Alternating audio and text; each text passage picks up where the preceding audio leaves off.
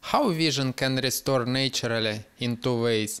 The reason for poor vision is spasmodic eye muscles do not respond to brain commands to switch the eyeball to near or far viewing. First way to restore vision, we stop overstraining our eyes and begins to give our eyes a rest. With myopia, begin to look into the distance more often, stop squinting, and learn to blink softly and often. The spasm of the muscle of the eyes begins to weaken and passes.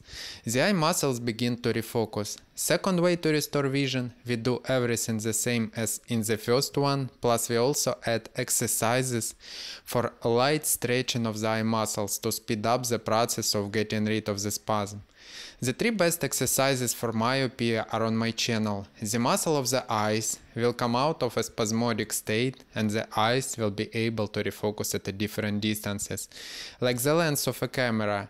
When we're looking close, the eyeball stretches a little like a cucumber, and when we're looking into the distance, it becomes a spherical shape.